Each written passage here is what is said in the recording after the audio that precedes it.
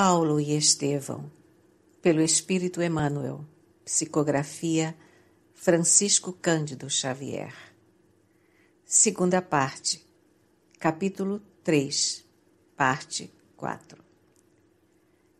Intimamente, o ex-doutor da lei sentia imensa saudade dos irmãos de Damasco, que o haviam tratado com a maior simplicidade. Entretanto, considerou simultaneamente que semelhante proceder era justo, porquanto dera provas na sinagoga e junto de Ananias de que sua atitude não comportava simulação. Ao refletir que Jerusalém o recebia em toda parte como vulgar mentiroso, sentiu lágrimas quentes lhe afluírem aos olhos. Mas, para que o outro não lhe visse a sensibilidade ferida, exclamou justificando-se: tenho os olhos cansados pelo sol do deserto. Podereis fornecer-me um pouco de água fresca? O diácono atendeu prontamente.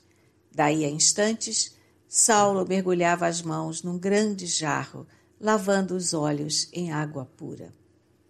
Voltarei depois, disse em seguida, estendendo a mão ao auxiliar dos apóstolos, que se afastou impressionado. Amargando a fraqueza orgânica, o cansaço, o abandono dos amigos, as desilusões mais acerbas, o moço de Tarso retirou-se cambaleante. À noite, consoante deliberara, Simão Pedro, evidenciando admirável bom senso, reuniu os companheiros de mais responsabilidade para considerar o assunto. Além dos apóstolos galileus, estavam presentes os irmãos Nicanor, Prócoro, Pármenas, Timon, Nicolau e Barnabé. Este último, incorporado ao grupo de auxiliares mais diretos da igreja por suas elevadas qualidades de coração. Com permissão de Pedro, Tiago iniciou as conversações, manifestando-se contrário a qualquer espécie de auxílio imediato ao convertido da última hora. João ponderou que Jesus tinha poder para transformar os espíritos mais perversos, como para levantar os mais infortunados da sorte. Prócoro relatou suas impressões a respeito do pertinaz perseguidor do Evangelho, ressaltando a compaixão que seu estado de saúde despertava nos corações mais insensíveis. Chegada a sua vez, Barnabé esclareceu que, ainda em Chipre, antes de transferir-se definitivamente para Jerusalém, ouvira alguns levitas descreverem a coragem com que o convertido falara na sinagoga de Damasco logo após a visão de Jesus. O ex-pescador de Cafarnaum solicitou pormenores do companheiro, impressionado com a sua opinião.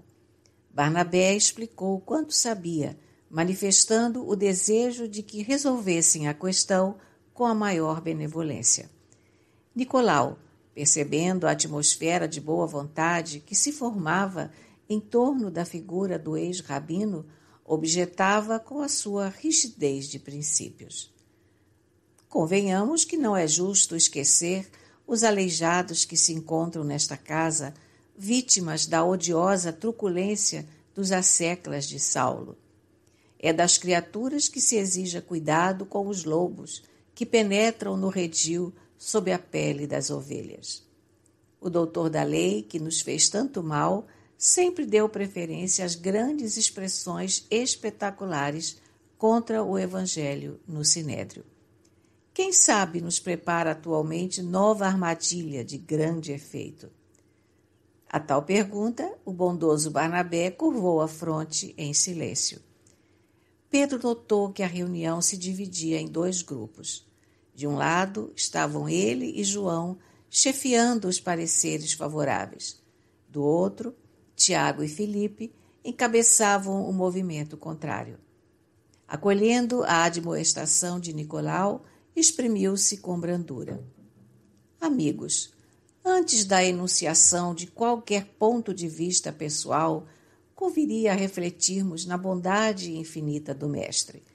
Nos trabalhos de minha vida, anteriores ao Pentecostes, confesso que as faltas de toda sorte aparecem no meu caminho de homem frágil e pecador. Não hesitava em apedrejar os mais infelizes e cheguei mesmo a advertir o Cristo para fazê-lo.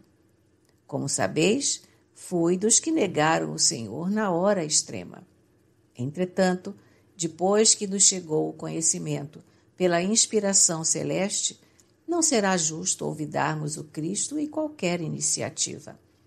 Precisamos pensar que, se Saulo de Tarso procura valer-se de semelhantes expedientes para desferir novos golpes nos servidores do Evangelho, então ele é ainda mais desgraçado que antes, quando nos atormentava abertamente.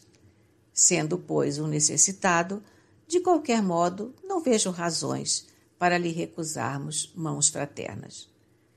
Percebendo que Tiago preparava-se para defender o parecer de Nicolau, Simão Pedro continuou depois de ligeira pausa.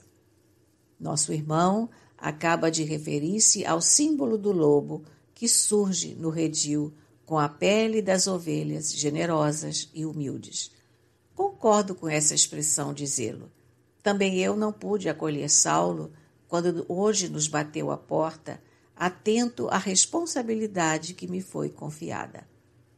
Nada quis decidir sem o vosso concurso. O Mestre nos ensinou que nenhuma obra útil se poderá fazer na terra sem a cooperação fraternal. Mas, aproveitando o parecer enunciado, examinemos com sinceridade o problema imprevisto. Em verdade, Jesus recomendou nos acautelássemos contra o fermento dos fariseus, esclarecendo que o discípulo deverá possuir consigo a doçura das pombas e a prudência das serpentes. Convenhamos em que, de fato, Saulo de Tarso possa ser o lobo simbólico. Ainda aí, após esse conhecimento hipotético, teríamos profunda questão a resolver. Se estamos numa tarefa de paz e de amor, que fazer com o lobo depois da necessária identificação? Matar? Sabemos que isso não entra em nossa linha de conta. Não seria mais razoável refletir nas possibilidades da domesticação? Conhecemos homens rudes que conseguem dominar cães ferozes. Onde estaria, pois, o espírito que Jesus nos legou como sagrado patrimônio, se por temores mesquinhos deixássemos de praticar o bem? A palavra concisa do apóstolo tivera efeito singular. O próprio Tiago parecia desapontado pelas anteriores reflexões. Em vão, Nicolau procurou argumentos novos para formular outras objeções. Observando o pesado silêncio que se fizera, Pedro sentenciou serenamente: Desse modo, amigos, proponho convidarmos Barnabé para visitar pessoalmente o doutor de Tarso em nome desta casa. Ele e Saulo não se conhecem, valorizando-se melhor semelhante oportunidade, porque ao vê-lo, o moço tarsense nada terá que recordar do seu passado em Jerusalém. Se fosse visitado pela primeira vez por um de nós, talvez se perturbasse, julgando nossas palavras como de alguém que lhe fosse pedir contas. João aplaudiu a ideia calorosamente. Em face do bom senso que as expressões de Pedro revelavam, Tiago e Filipe mostravam-se satisfeitos e tranquilos. Combinou-se a diligência de Barnabé para o dia seguinte. Aguardariam Saulo de Tarso com interesse. Se de fato sua conversação fosse real, tanto melhor. O diácono de Chipre destacava-se por sua grande bondade. Sua expressão carinhosa e humilde, seu espírito conciliador, contribuíam na igreja para a solução pacífica de todos os assuntos.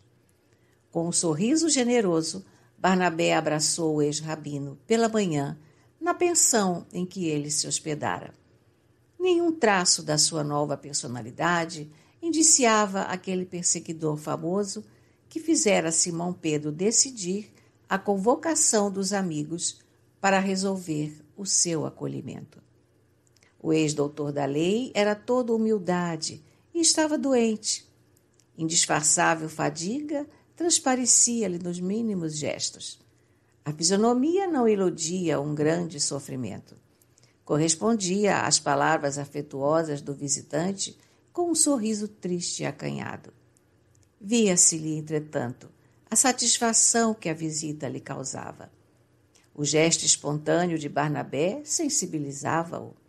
A seu pedido, Saulo contou-lhe a viagem a Damasco e a gloriosa visão do Mestre, que constituía o marco inolvidável da sua vida. O ouvinte não dissimulou simpatias. Em poucas horas, sentia-se tão identificado com o novo amigo, quais se fossem conhecidos de longos anos. Após a conversação, Barnabé pretextou qualquer coisa para dirigir-se ao dono da hospedaria, a quem pagou as despesas da hospedagem. Em seguida, convidou-o a acompanhá-lo à igreja do caminho. Saulo não deixou de hesitar enquanto o outro insistia. Receio, disse o moço tarsense, um tanto indeciso, pois já ofendi muito a Simão Pedro e demais companheiros. Só por acréscimo de misericórdia do Cristo consegui uma réstia de luz para não perder totalmente meus dias. Ora essa, exclamou Barnabé, batendo-lhe no ombro com bonomia. Quem não terá errado na vida? Se Jesus tem valido a nós todos, não é porque o mereçamos, mas pela necessidade de nossa condição de pecadores. Em poucos minutos encontravam-se a caminho, notando o emissário de Pedro o penoso estado de saúde do antigo rabino. Muito pálido e abatido, parecia caminhar com esforço. Tremiam-lhe as mãos, sentia-se febril. Deixava-se levar como alguém que conhecesse a necessidade de amparo. Sua humildade comovia o outro, que a seu respeito ouvira tantas referências desairosas. Chegados à casa, Próculo lhes abriu a porta, mas desta vez Saulo não ficaria a esperar indefinidamente. Barnabé tomou-lhe a mão afetuoso e dirigiram-se para o vasto salão onde Pedro e Timão os esperavam. Saudaram-se em nome de Jesus. O antigo perseguidor empalidecera mais. Por sua vez, ao vê-lo, Simão não ocultou um movimento de espanto ao notar-lhe a diferença física.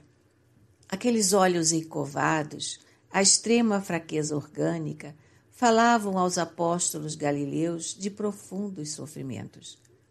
Irmão Saulo, disse Pedro comovido, Jesus quer que sejas bem-vindo a esta casa. Assim seja, respondeu o recém-chegado de olhos úmidos. Timão abraçou-o com palavras afetuosas, em lugar de João, que se ausentara ao amanhecer, a serviço da confraria de Jope. Em breves momentos, vencendo o constrangimento do primeiro contato com os amigos pessoais do mestre, depois de tão longa ausência, o moço tarsense, atendendo-lhes ao pedido, relatava a jornada de Damasco com todos os pormenores do grande acontecimento, evidenciando singular emotividade nas lágrimas que lhe banhavam o rosto. Sensibilizara-se sobremaneira ao relembrar tamanhas graças. Pedro e Timão já não tinham dúvidas. A visão do ex-rabino tinha sido real. Ambos, em companhia de Barnabé, seguiram a descrição até o fim, com olhos cheios de pranto.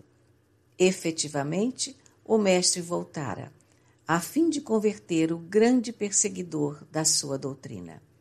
Requisitando Saulo de Tarso para o redil do seu amor, revelara mais uma vez a lição imortal do perdão e da misericórdia.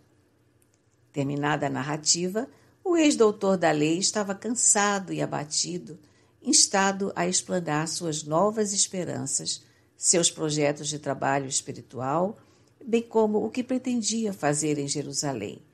Confessou-se desde logo profundamente reconhecido por tanto interesse afetuoso e falou com certa timidez. Necessito entrar numa fase ativa de trabalho com que possa desfazer meu passado culposo. É verdade que fiz todo o mal à Igreja de Jesus em Jerusalém. Mas, se a misericórdia de Jesus dilatar minha permanência no mundo, empregarei o tempo em estender esta casa de amor e paz a outros lugares da terra. Sim, replicou Simão ponderadamente, certo que o Messias renovará tuas forças, de modo a poderes atender a tão nobre acometimento na época oportuna. Saulo parecia confortar-se com a palavra de encorajamento, deixando perceber que desejava consolidar a confiança dos ouvintes.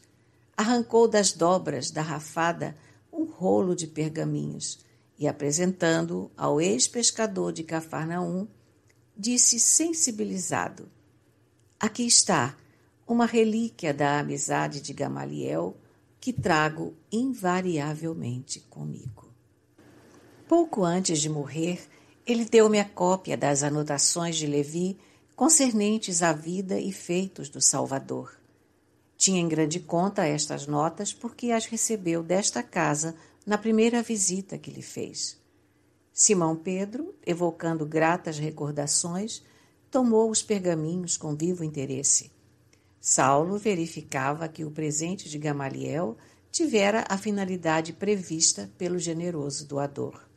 Desde esse instante, os olhos do antigo pescador fixaram-se nele com mais confiança. Pedro falou da bondade do generoso rabino, informando-se da sua vida em Palmira, dos seus últimos dias, do seu traspasse. O discípulo atendia satisfeito. Voltando ao assunto das suas novas perspectivas, explicou-se mais amplamente, sempre humilde. Tenho muitos planos de trabalho para o futuro, mas sinto-me combalido e doente. O esforço da última viagem, sem recursos de qualquer natureza, agravou minha saúde. Sinto-me febril, o corpo dolorido, a alma exausta. Tens falta de dinheiro? Interrogou Simão bondosamente. Sim, respondeu o hesitante. Essas necessidades, esclareceu Pedro, já foram providas em parte. Não te preocupes em demasia. Recomendei a Barnabé que pagasse as primeiras despesas da hospedaria e, quanto ao mais, convidamos-te a repousar conosco o tempo que quiseres. Esta casa é também tua. Usa de nossas possibilidades como te aprouver. O hóspede sensibilizou-se. Recordando o passado, sentia-se ferido no seu amor próprio, mas, ao mesmo tempo, rogava a Jesus o auxiliasse para não desprezar as oportunidades de aprendizado. Aceito, respondeu em voz reticenciosa, revelando acanhamento.